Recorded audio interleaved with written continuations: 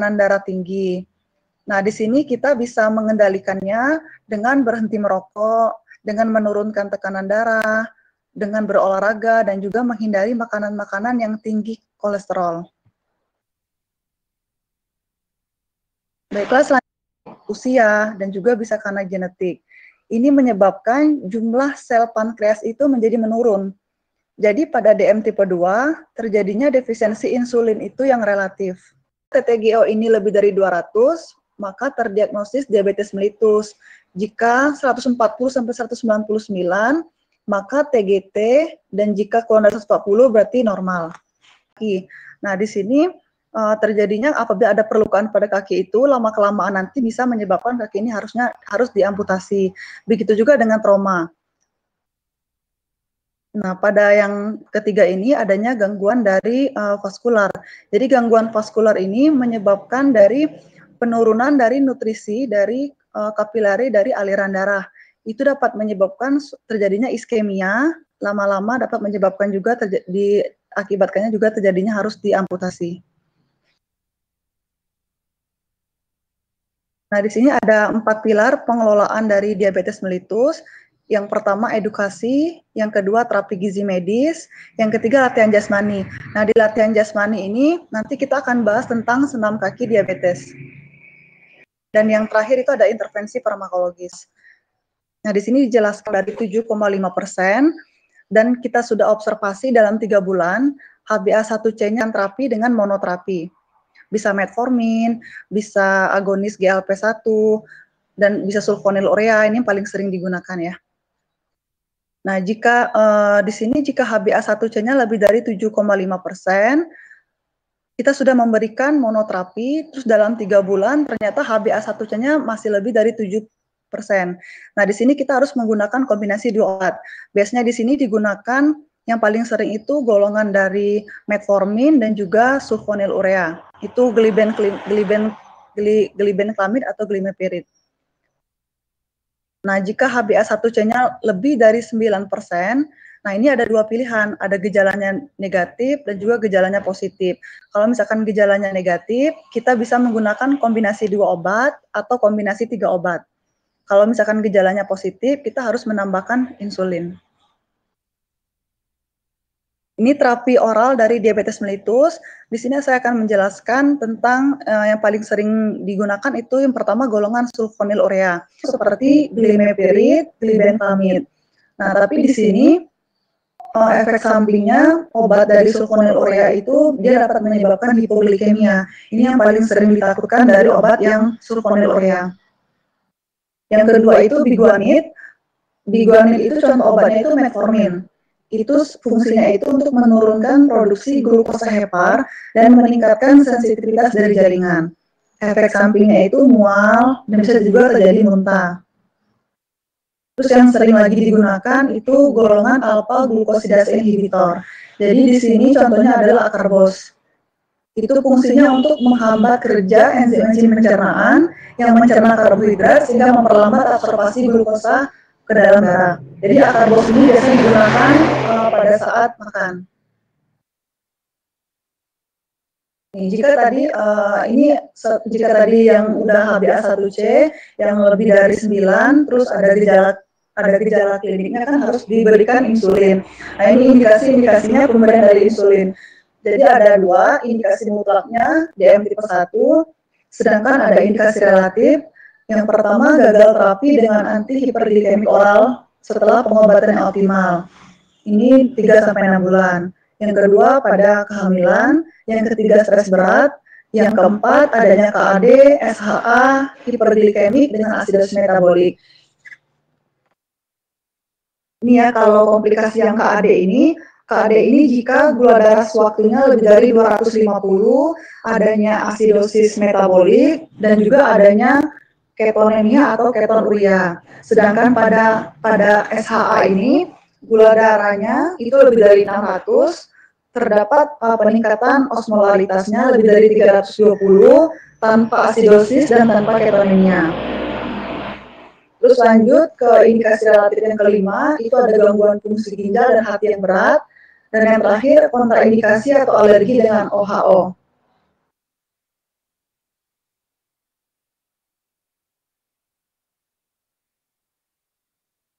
di sini kita manajemen spesifik dari kaki diabetes. Jadi manajemen spesifiknya itu ada dua, itu ada pencegahan primer dan juga ada pencegahan sekunder.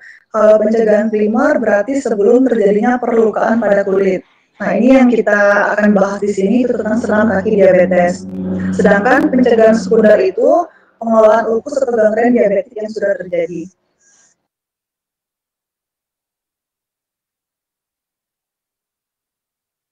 Nah, di sini menurut jurnal dari Medicine 2015 itu, senam kaki diabetes itu berpengaruh pada penurunan dari kadar gula darah.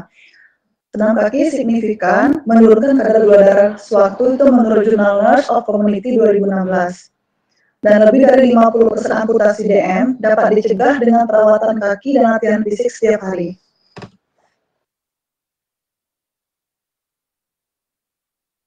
Nah, di sini kita lihat beberapa manfaat dari senam kaki diabetes. Yang pertama itu dia akan meningkatkan dari sirkulasi darah.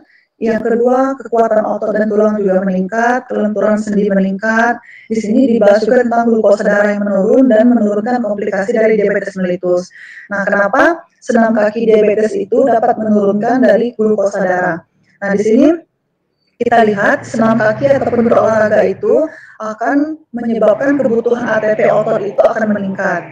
Nah, kebutuhan ATP otot meningkat ini akan digunakan untuk transfer glukosa darah ke ototnya akan meningkat. Nah, itu menyebabkan dari glukosa darah itu menjadi menurun. Nah, dan senam kaki atau berolahraga ini dapat juga meningkatkan dari aliran darah. Nah, aliran darah yang meningkat ini dia akan meningkatkan dari sensitivitas dari insulin. Nah, sensitivitas insulin meningkat, dia juga menyebabkan dari glukosa darahnya juga bisa menjadi menurun. Nah, ini saya akan menunjukkan video itu bagaimana tentang pelatihan dari senam kaki pada penderita diabetes mellitus. Ini kita lihat sama-sama videonya ya. American Diabetes Association, seorang penyandang diabetes tipe 2 setidaknya harus berolahraga sebanyak 5 kali dalam seminggu selama 30 menit. Dengan berolahraga, Anda bisa mengontrol berat badan, menguatkan tulang dan otot, sekaligus meningkatkan sensitivitas sel tubuh terhadap insulin yang membantu menurunkan kadar gula darah. Selain itu, olahraga juga bisa menurunkan risiko komplikasi akibat diabetes. Jenis olahraga yang disarankan antara lain jalan kaki, bersepeda, yoga, dan berenang. Selain itu, ada satu olahraga yang sangat dianjurkan para ahli, yaitu senam kaki diabetes. Sojoy akan menjelaskan tentang manfaat dan bagaimana melakukan olahraga senam kaki diabetes. Kegiatan ini bisa dilakukan di mana saja loh, termasuk di dalam rumah. Senam kaki diabetes adalah latihan gerakan kaki yang dilakukan penyandang diabetes untuk memperbaiki sirkulasi darah, memperkuat otot-otot kaki, mengatasi keterbatasan pergerakan sendi, dan mencegah komplikasi diabetes. Senam kaki diabetes sangat mudah dan praktis. Anda hanya perlu menyiapkan kursi dan kertas koran untuk melakukannya. Yuk kita mulai senam kaki diabetes sekarang. Letakkan tumit di lantai, lalu gerakan jari-jari kaki ke atas dan ke bawah. Ulangi sebanyak 2 set dan 10 repetisi. Gerakan kedua, angkat telapak kaki kiri ke atas dengan bertumpu pada tumit. Lakukan gerakan memutar keluar dengan pergerakan pada pergelangan kaki. Ulangi secara bergantian pada kaki kiri dan kanan sebanyak 2 set dan 10 repetisi. Gerakan ketiga, angkat kaki sejajar, gerakan telapak kaki ke depan dan belakang. Ulangi sebanyak 2 set dan 10 repetisi. Gerakan keempat, angkat kaki sejajar, gerakan telapak kaki ke depan sebanyak 2 set dan 10 repetisi. Gerakan kelima, luruskan salah satu kaki dan angkat, putar pada pergelangan kaki seperti sedang menulis angka 0 hingga angka 10. Lakukan secara bergantian kiri dan kanan. Gerakan keenam, letakkan selembar koran di lantai. Bentuk kertas koran tersebut menjadi seperti bola dengan kedua kaki. Kemudian letakkan kembali kertas tersebut. Lanjutkan dengan merobek kertas koran menjadi 2 bagian dengan kaki. Lalu, robek salah satu bagian kertas koran menjadi bagian-bagian kecil dan pindahkan ke atas kertas koran yang masih utuh. Terakhir,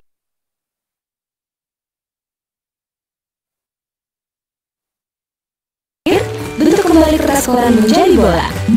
Bagaimana? Kok? Oh iya, Menurut para ahli, senam kaki diabetes minimal harus dilakukan 1 kali dalam seminggu.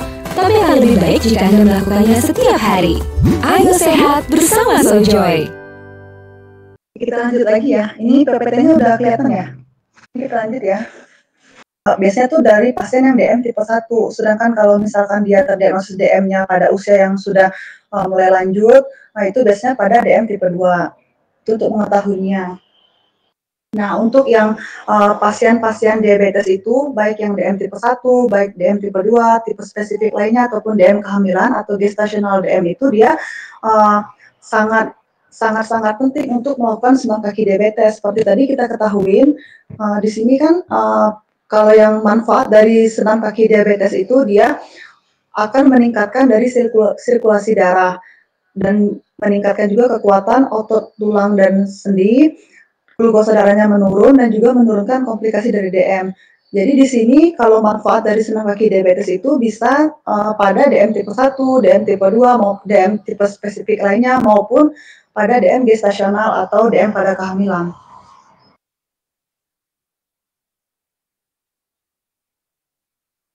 Ya, seperti itu sih. Ada pertanyaan lagi? Ya, jadi dia kalau senam kaki ini dia bisa di DM tipe mana aja. Tadi sudah dijelaskan ya, jadi 4 pilar pengelolaan DM itu sebenarnya kan ada edukasi, ada terapi gizi medis, ada latihan jasmani. Nah, di sini kan senam kaki diabetes dan juga ada intervensi farmakologis. Nah, kalau misalkan yang di bagian edukasi itu kita mengurangi dari misalkan kita memperbanyak olahraga atau kita berhenti untuk merokok. Nah, itu edukasi. Contohnya kalau misalkan di terapi gizi medisnya mungkin kita harus mengurangi makanan-makanan yang mengandung tinggi gula. Kalau latihan jasmani bisa senam kaki diabetes.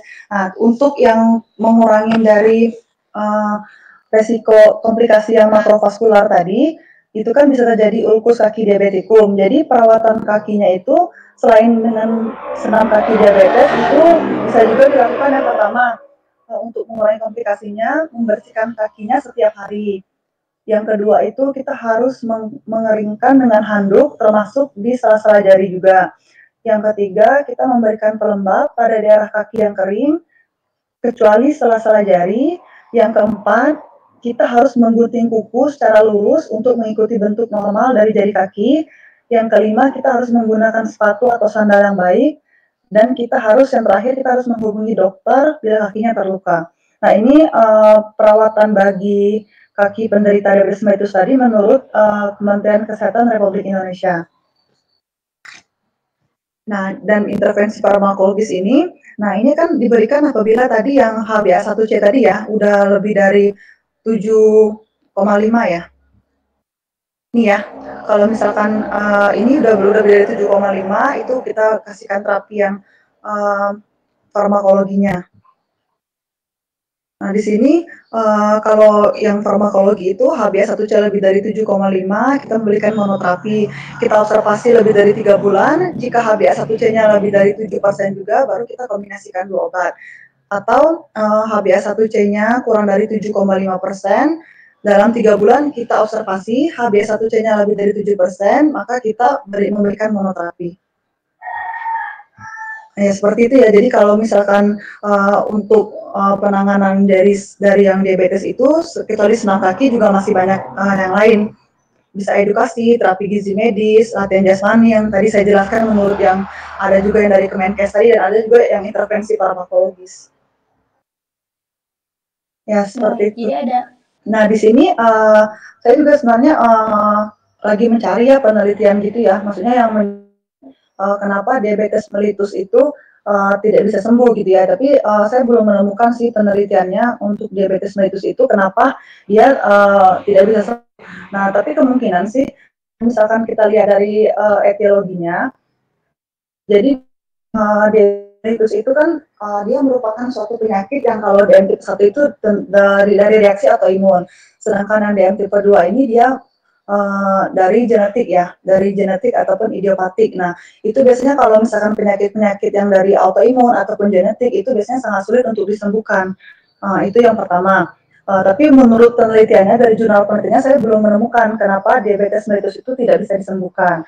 Nah, tapi dari jurnal-jurnal itu emang disebutkan kalau diabetes mellitus itu merupakan penyakit yang tidak bisa disembuhkan, tetapi hanya bisa untuk dikontrol.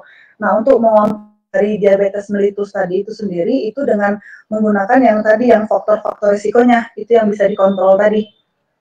Ini, seperti kegemukan, obesitas, berarti kita harus olahraga. Untuk mengontrol tekanan darah tingginya, berarti kita harus mengurangi konsumsi yang tinggi natrium atau tinggi garam. Untuk menurunkan kadar kolesterol juga itu kita harus mengurangi makanan-makanan yang berlemak dan kita harus berolahraga. Kayak gitu.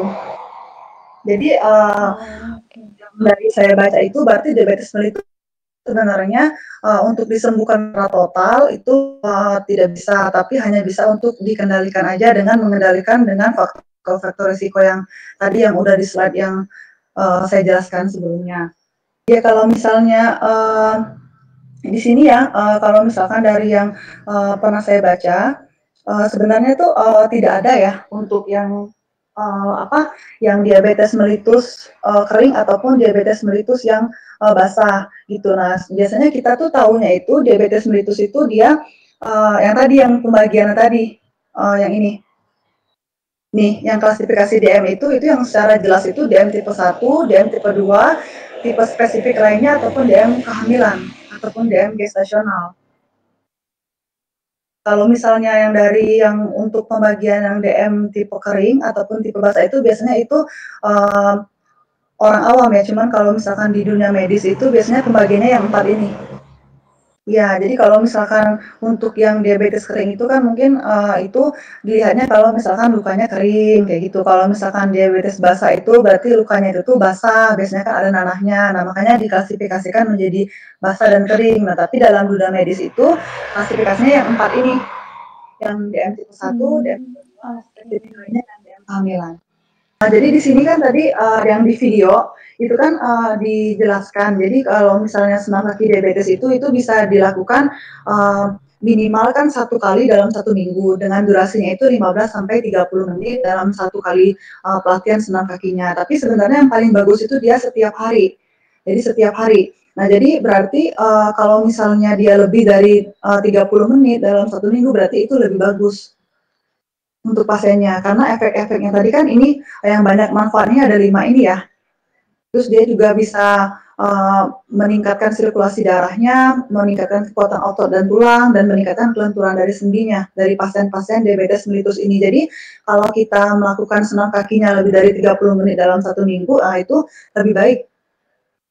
Lebih baik dibanding yang cuma 15 sampai 30 menit aja dalam 1 minggu. Ya seperti itu. Ya kalau misalkan yang ini ya, saya buka dulu ya. Di itu ada terapi gizi medis ini yang pada pelatihan yang ini, yang nah ini kan 4 pilar pengelolaan DM ya. Jadi kalau misalkan yang untuk terapi gizi medis itu yang termasuk tadi yang seperti kita minum boba atau misalnya memakan kolesterol yang tinggi gitu ya, itu termasuk dari pengelolaan DM yang terapi gizi medis. Nah, di sini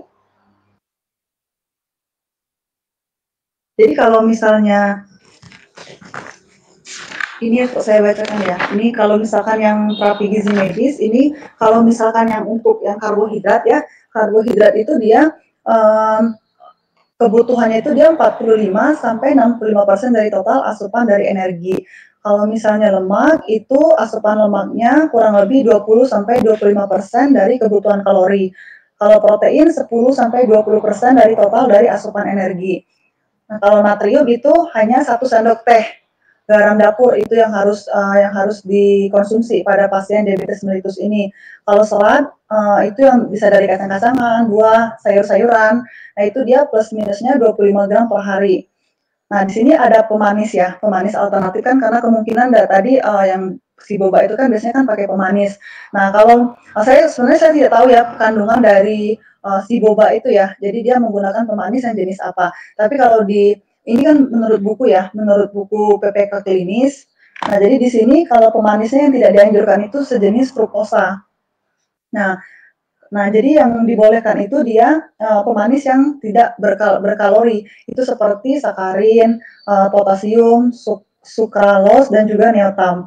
Nah, di sini. Nah, jadi kalau misalkan si boba tadi, harusnya kalau misalkan kita untuk mengetahui terapi gizi medisnya itu kita harus mengetahui dulu berapa kadar karbohidrat di sana, berapa kadar lemaknya, berapa kadar dari, natrium, ataupun pemanisnya yang digunakan dari yang si minuman boba tadi. Jadi, emang harus diketahui terlebih dahulu baru kita, mengetahui berapa, banyaknya, konsumsi dari boba itu yang bisa diminum pada penderita diabetes mellitus ataupun penderita yang untuk mencegah terjadinya diabetes mellitus, kayak gitu. Jadi, harus tahu dulu sih sebenarnya, apa aja komposisinya di situ. Kan kalau kita beli boba ataupun Certi gitu ya, itu kan kita nggak ada komposisinya, berapa kadar gula, berapa kadar karbohidrat, nah kayak gitu. Oke, jadi kalaupun kita pengen tahu sebenarnya sih harusnya sih nanya ke yang yang itu ya, yang si pengguna bobanya itu ya. Ya, jadi kita tapi patokannya tadi kalau menurut PPK itu ya tadi yang karbohidrat, lemak, protein, pemanis tadi yang sesuai sama, terapi gizi pada pasien DM ataupun non-DM itu.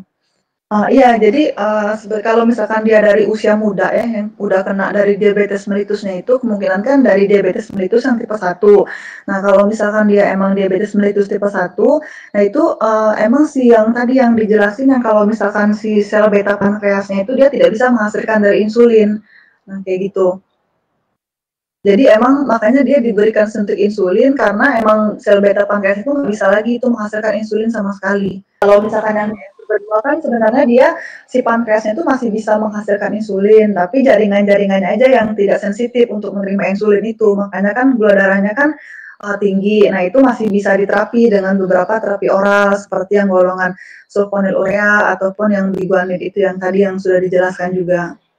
Jadi gini ya, jadi kalau misalkan kita mengetahuinya, jadi kalau penyakit diabetes mellitus ini kan sudah sangat tinggi ya, di Indonesia. Nah, terus apalagi di rentang usia yang, 55 tahun sampai 74 tahun ini kan diabetes mellitus juga sangat, udah sangat tinggi, itu menurut yang Riskesdas tahun 2013. Nah, jadi, kita, sebaiknya itu, dari umur yang kalau bisa sih dari umur-umur yang udah 20 tahun gitu ya, udah untuk mencegah, tapi sebaiknya yang lebih diutamakan itu apabila di bawah 55 tahun ini.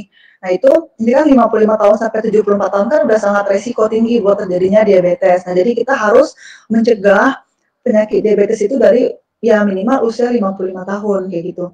Nah, jadi dengan mengkonsumsi ya, dengan sebenarnya diet itu sangat penting ya, diet, itu untuk mengurangi konsumsi gula, itu dimulai dari usia yang dini, apalagi kalau misalkan dia ada resiko dari keluarganya itu yang menderita dari diabetes mellitus, kayak gitu. Nah, terus apalagi di sini juga kan, kita kan baru ya, maksudnya belum banyak tentang pelatihan dari senam kaki diabetes.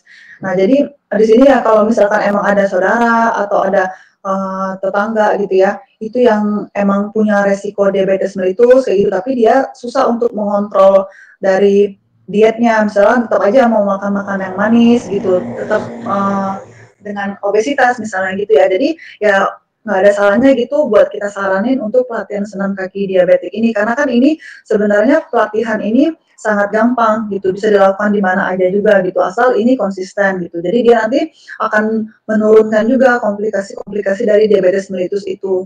Gitu kan di sini juga bahannya kan cuma kursi dan juga koran.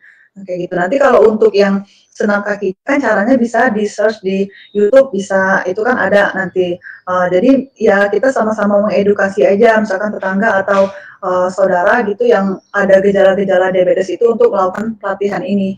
Ya bisa, jadi senam kaki ini kan sebenarnya dia, sebenarnya lebih diutamakan untuk orang yang sudah terdiagnosis dengan diabetes mellitus, tapi untuk yang mempunyai faktor resiko seperti yang ada, genetik ya orang tuanya misalkan udah DM atau dia obesitas atau misalkan dia mempunyai kebiasaan merokok dan di umurnya tadi udah menginjak 40 atau 50-an gitu ya. Nah, itu sebenarnya sangat dianjurkan untuk senam kaki diabetes ini walaupun dia belum terdiagnosis menjadi diabetes mellitus.